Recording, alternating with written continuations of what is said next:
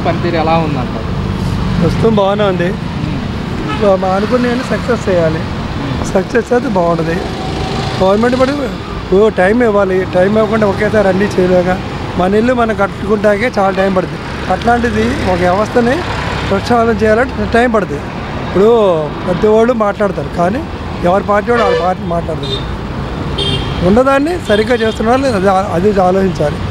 ఇవాళ రైతులకు చాలా న్యాయం చేశాడు అమరావతి రాజధాని. లోకల్ గవర్నమెంట్ అలా చేయలేదు. రైతులకు అన్యాయం చేశారనే మరి వీళ్ళు కోరుబాటు అని చెప్పేసి కార్యక్రమం నిర్వహించారు కదా. రైతులకు అన్యాయం చేస్తారు, 50,000 చెప్పారు, డబ్బులు కూడా ఇవ్వలేదండి.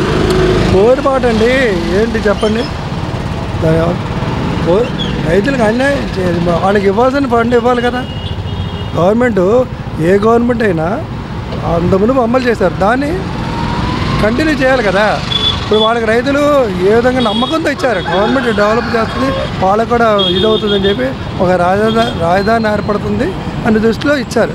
మరి వాళ్ళు ఒక కోట్ల లక్షల రూపాయలు చేసే పొలం ఇచ్చారంటే మరి ఎంత ఇది ఏదో విధంగా వస్తుందనే కదా. మరి వాళ్ళకి రైతులు కౌలు ఇవ్వకపోతే మరి అన్యాయమే కదా. ఇప్పుడు మన చేతిలో నుంచి రూపాయి తీస్తే దానికి రూపాయి ఇల్లు తెలుస్తుంది.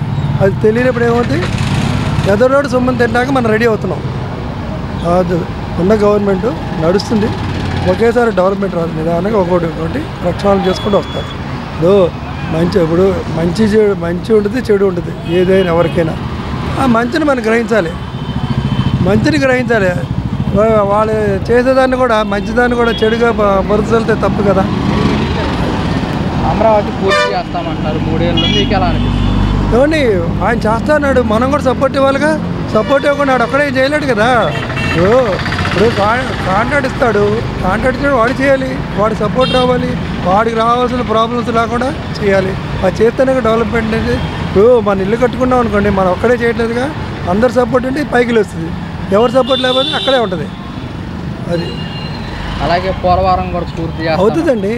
ఇప్పుడు ఏమి లేని టైంలోనే రాష్ట్రం విడిపోయినప్పుడే అంత డెవలప్మెంట్ తీసుకొచ్చారు. అది ప్రతి ఒడికి తెలుసు.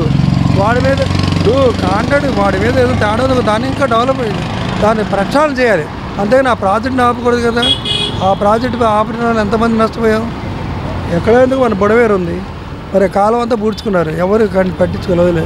నష్టపోయింది మనం, అలా ప్రజలకు నష్టపోయింది. గవర్నమెంట్ బాగానే ఉంది, చేసినవాడు వాడిని బాగున్నాడు. దాని పూడి మన ఇంట్లో పూడికి తీయపోతే ఏమవుతుంది, నీళ్ళు రావుగా.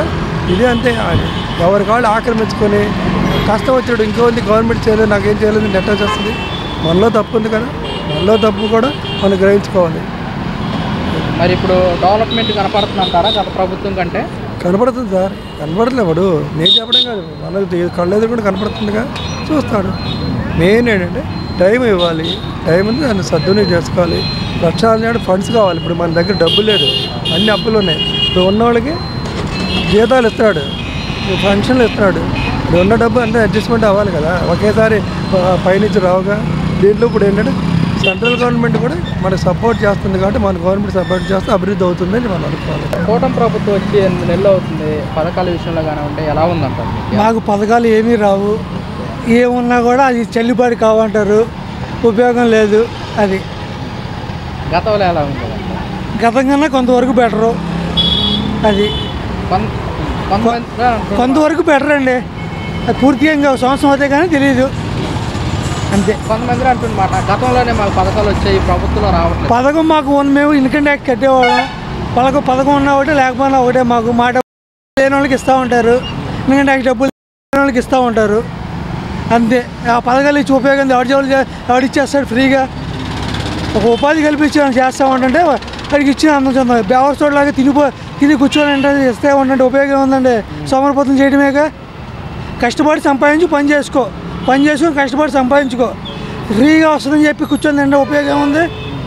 అది మా ఆలోచన. అది ఇంప్లిమెంట్ కావాలంట, డెవలప్మెంట్ అంతే. డెవలప్మెంట్ కావాలి, కష్టపడి రూపాయి సంపాదించుకో.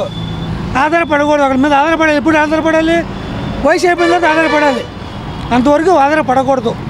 అది మా ఆలోచన. మరి ఇప్పుడు జగన్మోహన్ రెడ్డి ప్రజల్లోకి వస్తాను, ప్రజలతో ఏం వచ్చేం చేస్తాడంట? వచ్చేం చేస్తాడు సార్? వచ్చిన ఉపయోగం ఏముంది? మీరు ట్యాక్స్ కట్టేవాళ్ళం, ట్యాక్సుల దగ్గర సొమ్ములు లేని వాళ్ళకి ఇస్తాం. లేని వాళ్ళకి ఎలా ఇస్తున్నారు? సోమరపోతులు చేసి ఇస్తున్నారు. పని కల్పించి ఇస్తే ఇబ్బంది ఉండదు.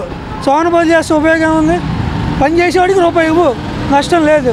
అది మా ఆలోచన.